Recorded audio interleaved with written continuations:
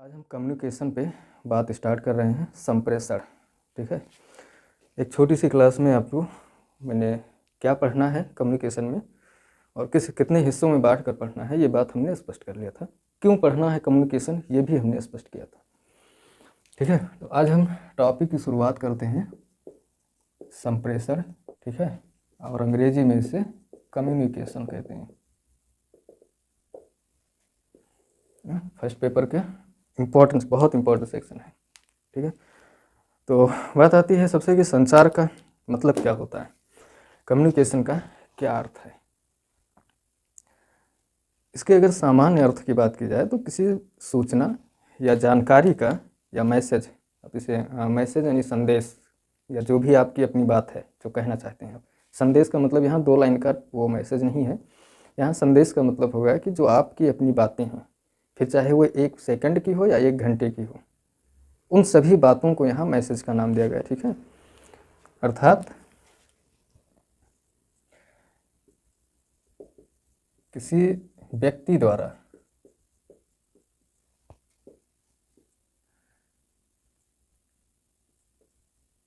एक संदेश मतलब मैसेज या सूचना, सूचना मतलब जानकारी,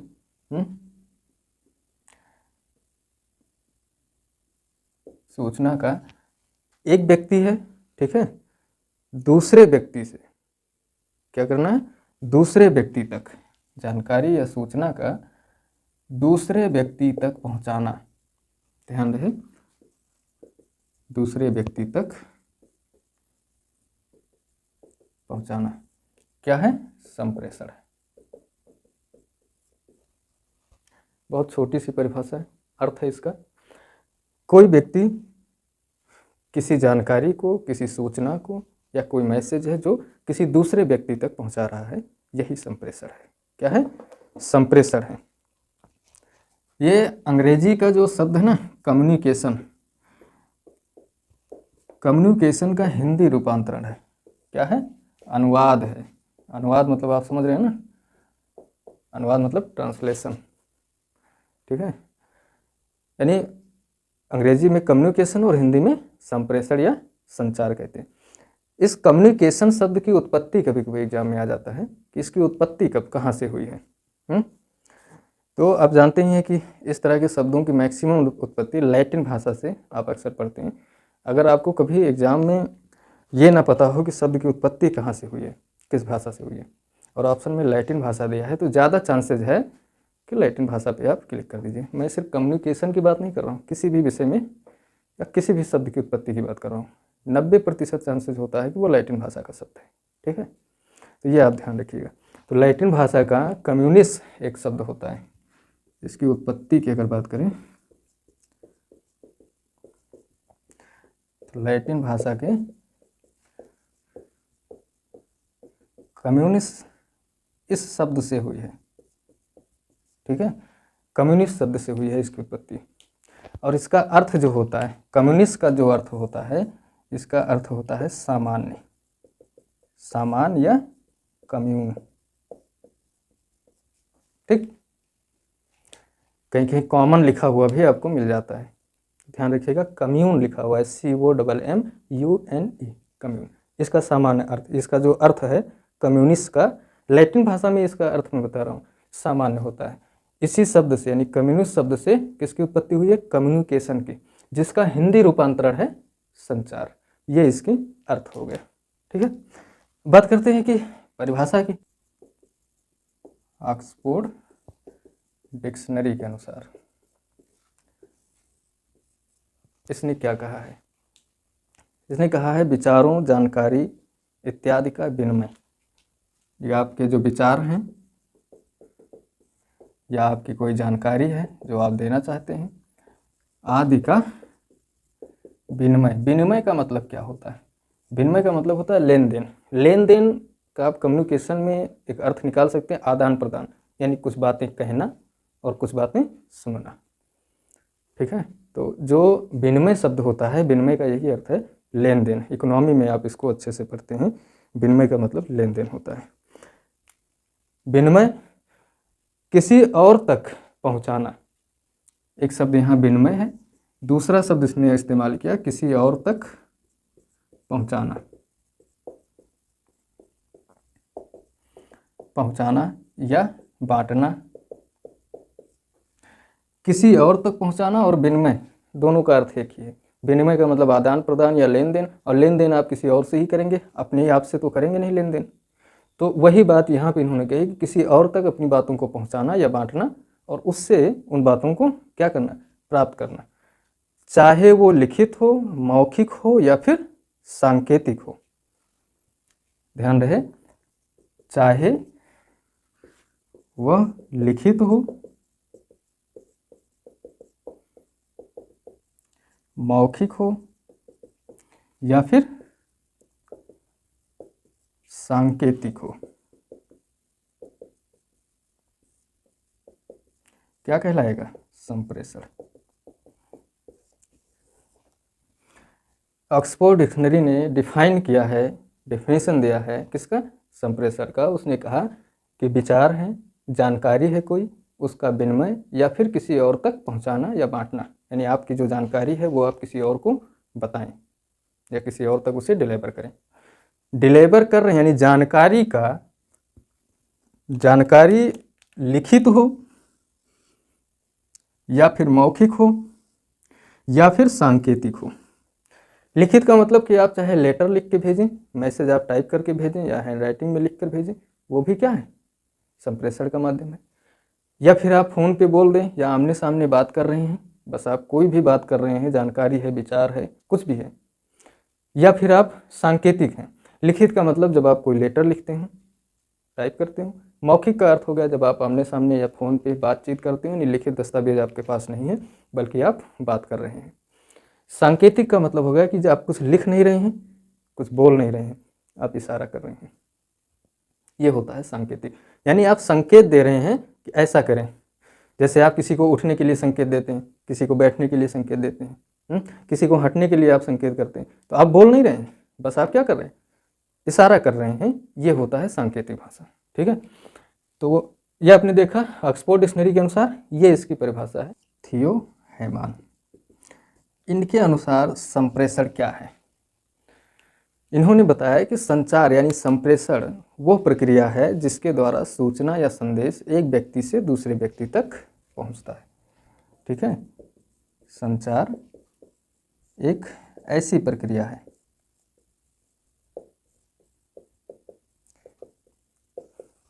जिसके द्वारा कोई सूचना या संदेश एक व्यक्ति से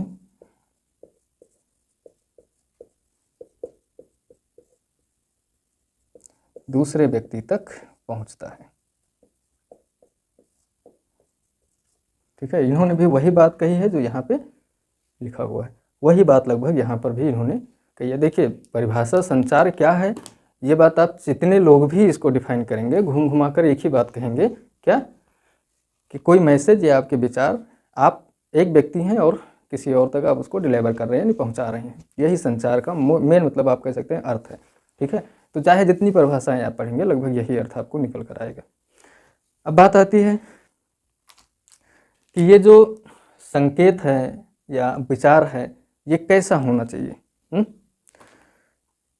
तो आप कह सकते हैं कि ये कैसा होना चाहिए, सार्थक संकेत होने चाहिए या सार्थक चिन्ह। सार्थक का मतलब होता है कि जिसका कोई अर्थ हो, जो प्राप्त करता यानी रिसीवर जो है उसकी समझ में आना चाहिए। अब मुझे कोई सिंबल दिखाया जाए और मैं उसको समझ ही नहीं पा रहा हूँ, तो फिर मेरे लिए वो संप्रेषण कैसा है, संप्रेषण नहीं है। क्योंकि जब तक मैं नहीं समझ पा रहा हूँ आपके मैसेज को या आपके विचारों को या आपकी बातों को, तब तक फिर संप्रेषण हुआ कहाँ। संप्रेषण के लिए ज़रूरी है ये चीज़, इसी को बोलते हैं प्रभावी संप्रेषण। एक शब्द आप देखेंगे, हालांकि इसको मैं आगे और अच्छे से डिटेल कराऊंगा, लेकिन अभी आप ये जान लें कि प्रभावी संप्रेषण क्या होता है। एक तो होता है कि संप्रेषण यानी बातचीत किया आपने, वो हो गया संप्रेषण, लेकिन एक होता है प्रभावी संप्रेषण यानी इफेक्टिव कम्युनिकेशन। ये क्या होता है, प्रभावी संप्रेषण का मतलब हो गया कि सिर्फ और सिर्फ आप अपनी बातें ना कहें, यानी सिर्फ सूचनाओं का आदान प्रदान होना ही संप्रेषण का मुख्य मतलब मेन नहीं है, बल्कि जो सूचनाओं का आदान प्रदान हो रहा है वो सूचनाएं समझी भी जाएं और उस पर क्या हो, प्रतिक्रिया भी हो। प्रभावी संप्रेषण में एक शब्द जुड़ता है क्या, फीडबैक का होना जरूरी है। फीडबैक यानी प्रतिपुष्टि हिंदी में बोलते हैं। अगर ये शामिल है तो संप्रेषण कैसा संप्रेषण होगा, प्रभावी संप्रेषण होगा। ठीक है, यानी संप्रेषण को प्रभावी तभी समझा जाएगा, प्रभावी का मतलब कि वो इफेक्टिव हो यार, प्रभाव डालता हो, उसका कोई अर्थ होना चाहिए। या फिर आप बात करते रहें किसी को पल्ले ही ना पड़े तो फिर वो कोई मतलब ही नहीं है उसका। तो आपके लिए यानी आप अध्यापक के तौर पे आपके लिए ज़रूरी है कि जो आपका संप्रेषण हो, कम्युनिकेशन हो, वो प्रभावी होना चाहिए। यानी जिसको आप अपनी बात कह रहे हैं वो आपकी बातों को समझे और रिप्लाई भी करे। रिप्लाई करने का मतलब फीडबैक, वो आप प्रतिक्रिया भी दे। आप कोई जानकारी किसी बच्चे को आपने बताया, वो समझा कि नहीं, अब खुद सोचिए कि जब क्लास में पढ़ा रहे हों, आप पढ़ा के चले आए, बच्चों ने कोई रिप्लाई नहीं किया, उस पर कोई प्रतिक्रिया है ही नहीं, फिर अगले दिन गए आप पढ़ा के चले आए, 4-6 दिन बाद आप नर्वस हो जाएंगे कि बच्चे फीडबैक ही नहीं दे रहे हैं, पता नहीं मैं सही पढ़ा रहा हूँ, गलत पढ़ा रहा हूँ, समझ में आ रहा है इनके कि नहीं आ रहा है। ये सारे सवाल आपके मन में आ जाएंगे। तो फीडबैक का होना ज़रूरी है। तो जो प्रभावी संप्रेषण होता है वो क्या है, फीडबैक है। अब ये जो प्रतिपुष्टि होती है ये कैसे हो सकती है, प्रतिपुष्टि औपचारिक भी हो सकती है, ये अनौपचारिक भी हो सकती है। अभी मैं बता रहा हूँ इन सभी शब्दों के बारे में। ये आपकी ये जो प्रतिपुष्टि है ये मौखिक संवाद में होता क्या है कि बॉडी लैंग्वेज पे भी डिपेंड करता है। क्या है, बॉडी लैंग्वेज, शरीर की भाषा जो होती है। पता लगा कि आप कोई जानकारी बता रहे हैं, बच्चों को आप पढ़ा रहे हैं और उसी में बहुत सारे बच्चे, कोई इधर देख रहा है तो कोई उधर देख रहा है, तो कोई अंगड़ाई ले रहा है, कोई नाक खुजा रहा है, कोई कान खुजा रहा है। ये भी अभिव्यक्ति, ये भी प्रतिपुष्टि है। ये साफ साफ दिखाता है कि आप जो पढ़ा रहे हैं उनके पल्ले नहीं पड़ रहा है, उनको इंटरेस्ट नहीं बन रहा है उसमें। यानी वो जो प्रतिक्रिया दे रहे हैं आपके पढ़ाने के प्रति, जो उनका रिएक्शन है वो क्या है, वो बता रहा है, उनकी हरकतें बता रही हैं कि वो समझ नहीं रहे हैं चीज़ों को। तो ये भी प्रतिपुष्टि है, ये भी फीडबैक है। इन सब बातों पे हम थोड़ा सा डिटेल में आगे पढ़ेंगे कि फीडबैक कैसे होता है, क्या होता है, इसके प्रकारों पे भी बात करेंगे। अभी आप इतना समझ लीजिए कि फीडबैक का मतलब हो गया कि आपको मैंने पढ़ाया, अब आप अगर कमेंट में नहीं लिखेंगे कोई चीज़ तो मुझे पता कैसे चलेगा कि मैंने जो पढ़ाया है वो आपके लिए यूज़फुल है। इसलिए आप कमेंट ज़रूर कीजिएगा, ठीक है। और अगर कोई सजेशन हो तो भी। तो प्रभावी संप्रेषण वही होता है जिसमें प्रतिपुष्टि भी शामिल हो, अर्थात फीडबैक भी शामिल होना चाहिए, ठीक है। तो ये तो बातें हो गई किसकी, संप्रेषण क्या है और उसका अर्थ, परिभाषा, प्रभावी संप्रेषण कैसा होता है, क्या शामिल होना चाहिए उसमें, ठीक है। बात कर लेते हैं संचार की प्रक्रिया पे। इम्पॉर्टेंट है क्योंकि अभी संचार की प्रक्रिया जब आप सीख जाएंगे तो फिर इसके इम्पोर्टेंस जो हैं और इसके कार्य क्या हैं, इन सबको आप अपने से समझने में आसानी हो जाएगी, ठीक है। तो जो संचार होता है, जो बातचीत होती है, वो बातचीत के लिए कौन कौन से तत्व जिम्मेदार हैं, कौन से फैक्टर उसमें होते हैं, ये जानना जरूरी है, ठीक। देखते हैं संचार की प्रक्रिया। प्रक्रिया या फिर प्रक्रिया के तत्व, हाँ, इन दोनों शब्दों को आप लिख सकते हैं, अलग अलग भी इनको आप लिख सकते हैं। तो जो सबसे पहला तत्व होता है वो क्या होता है संचार की प्रक्रिया में, वो होता है सेंडर। सेंडर का मतलब होता है प्रेषक। अब ये क्या है, प्रेषक जो भेज रहा हो। भाई संचार के लिए ज़रूरी है ना कि मैं यहाँ पे क्या हूँ, प्रेषक हूँ, जो आपको कम्युनिकेशन टॉपिक पे लेक्चर ले रहा हूँ। तो मैं जानकारी जो दे रहा हूँ तो मैं क्या हूँ, सेंडर हूँ, प्रेषक हूँ, मैं जानकारी को भेज रहा हूँ। लेकिन दूसरा भी होगा इसमें, जो रिसीवर होगा, उसको भी देखेंगे। तो प्रेषक कौन होता है, संदेश भेजने वाला। संदेश का मतलब मैसेज, जो जानकारी है या जो सूचना है वो होता है, ठीक है, सेंडर यानी प्रेषक। दूसरा तत्व यानी इस प्रक्रिया में दूसरा तत्व कौन होता है जो शामिल होता है। देखिए आप कोई सेंडर हैं, जब आप अपने विचारों को रखना है तो किस विचार को या किस सूचना को आपको देना है, पहले आपको ये सोच लेना होगा, पहले सोचना पड़ेगा कि हम किस सूचना पे बात करेंगे आपसे। तो जो जानकारी आपको देना है, दूसरे स्टेज पे क्या आएगा, वो संदेश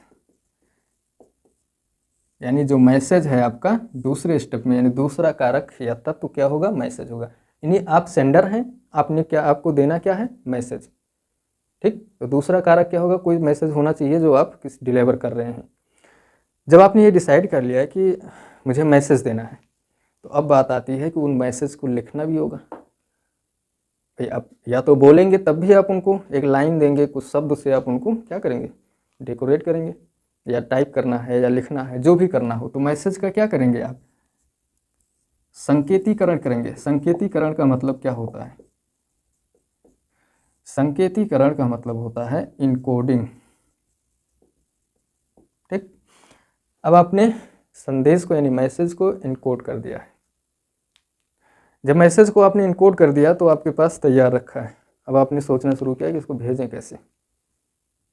अब आपको माध्यम की ज़रूरत है। किसकी ज़रूरत है, मीडियम की ज़रूरत है। तो जो अगला फैक्टर है, जो अगला तत्व है वो क्या है, मीडियम है। ठीक, माध्यम। आपने माध्यम चुना और मैसेज को सेंड कर दिया, जिस भी माध्यम को आपने चुना हो। आप डाक द्वारा भेज रहे हैं मैसेज लिख करके, या फिर आप मोबाइल में टाइप करके भेज रहे हैं, तो बिना किसी माध्यम के तो वो सामने वाले के पास जाएगा नहीं। मैसेज भेजने जब आपने भेज दिया तो फिर वो मैसेज पहुंचा कहाँ, वो मैसेज पहुंचा किसके पास, रिसीवर यानी प्राप्तकर्ता। तो एक तत्व ये भी है, क्या है, रिसीवर। ठीक, अब ये रिसीवर जो है वो मैसेज को क्या किया, प्राप्त किया। जब वो मैसेज को प्राप्त करेगा यानी उसको मिलेगा, तो मैसेज का क्या करेगा, वो पढ़ना होगा उसे, यानी मैसेज का डिकोड करेगा। डिकोड का मतलब होता है कि मैसेज को किस फॉर्म में करना, कोटा अनुवाद, यानी जो संकेत में, जिस संकेत में आपने मैसेज को लिखा है उस संकेतों का, संकेत का मतलब आप तो लिखते हैं शब्दों में, लेकिन जब आप मोबाइल में लिखते हैं तो कंप्यूटर की भाषा जो होती है 0-1, यानी वो कोई एक कोड में मैसेज जाता है। तो जब वो प्रेस जो प्राप्त करता है उसको डिकोड, डिकोड का मतलब उस मैसेज को पढ़ता है वो, बस आप इतना समझ लीजिए। जब आपने मैसेज को भेजा और प्राप्तकर्ता ने मैसेज को प्राप्त किया, तो इस मैसेज को उसने क्या किया, डिकोड किया, अर्थात मैसेज को पढ़ा। ठीक, डिकोडिंग के बाद में जब मैसेज को उसने पढ़ लिया तो एक तत्व ये होगा कि मैसेज की डिकोडिंग भी हो रही है। और जब मैसेज को डिकोड कर लिया तो अब क्या करेगा वो, ध्यान दे, अब वो रिप्लाई करेगा, क्योंकि मैसेज पढ़ने के बाद में कुछ तो वो बोलेगा। तो जो वो बोलेगा, अब जो प्रक्रिया आपने अपनाया, यहां से उसको भी वही प्रक्रिया अपनानी पड़ेगी। जो प्रक्रिया आपने, भाई जो मैसेज आपने भेजा वही तो वो रिप्लाई कर नहीं रहा है, प्रतिपुष्टि के लिए उसे कुछ अलग लिखना पड़ेगा। मान लीजिए कि मैंने कोई मैसेज पब्लिश किया कि भाई आप लोग क्लास देख रहे हैं, क्लास आपको कैसी लग रही है, कंटेंट कैसा है, क्या समझ में आ रहा है आप लोगों के कि नहीं। तो अगर मेरे एक्सप्लेन करने के तौर तरीके आपको समझ में आ रहे हैं, तो मेरे मैसेज को पढ़ने के बाद में अब आप क्या करेंगे, आप एक दूसरा मैसेज टाइप करेंगे। यानी मैंने एक मैसेज यहाँ से टाइप किया ये पूछने के लिए कि क्लास पे आपका फीडबैक क्या है, आपको कैसी लग रही है क्लासेस। ये मैसेज मैंने आपको भेजा, ठीक, लेकिन अब आप भी क्या करेंगे, सेम प्रक्रिया यहाँ से आप अपनाएंगे। ठीक, क्या करेंगे, यही प्रोसेस जो मैंने यहाँ, क्योंकि मैंने भी तो, मैं सेंडर हूँ, मैंने मैसेज सोचा, फिर उसको लिखा, फिर माध्यम चुना, फिर मैंने भेजा। अब आप सेंडर हो गए हो, अब आपको जो फीडबैक है उसको सोचना है, उसको लिखना है, उसके लिए माध्यम चुनना है और फिर उसे भेजना है। किसके पास, मेरे पास। एक समय में मैं सेंडर था और आप रिसीवर थे। अब आप सेंडर यहाँ होंगे और मैं क्या हो जाऊँगा, रिसीवर हो जाऊँगा। यानी अब आपने जो प्रतिपुष्टि है, या आप इसे फीडबैक कह सकते हैं, आप फीडबैक जो दे रहे हैं, इस फीडबैक को किसके पास जाना है, मेरे पास। यानी जो पहले सेंडर था, ये फीडबैक उसी को तो आप भेज रहे हैं, लेकिन प्रक्रिया उतनी आपको भी अपनानी है जितनी मैंने अपनाई थी। ये सारी प्रक्रिया आपको भी क्या करनी है, यहाँ अपनानी पड़ेगी। यानी एक समय में मैं सेंडर था, अब आप सेंडर हैं और मैं क्या हूँ, क्योंकि मैं प्रतिपुष्टि यानी फीडबैक को कौन प्राप्त कर रहा है, मैं प्राप्त कर रहा हूँ। तो रिसीवर कौन हो गया, मैं हो गया। फीडबैक भेज कौन रहा है, जो रिसीवर था जो पहले, तो इस सेंडर कौन हो गया यहाँ पे, आप हो गए। ये प्रक्रिया होती है, ठीक। इस प्रक्रिया में कितने तत्व इस्तेमाल किए गए, सेंडर है, संदेश है, संकेतीकरण, माध्यम, प्राप्तकर्ता, डिकोडिंग और प्रतिपुष्टि। बाकी ये सब तो क्या है, बीच में फिर से रिपीट होगा, लेकिन अब जो एक ही तत्व अगर 2 बार इस्तेमाल किया जा रहा है तो इसका मतलब ये थोड़ी ना हो कि अलग अलग कारक है। भाई आप यहाँ पे सेंडर हो, मैं यहाँ पे सेंडर लिख दूँ, फिर यहाँ पे संदेश लिख दूँ, फिर यहाँ पे माध्यम लिख दूँ, तो वो सारी चीज़ें यहाँ भी लिखी हुई हैं।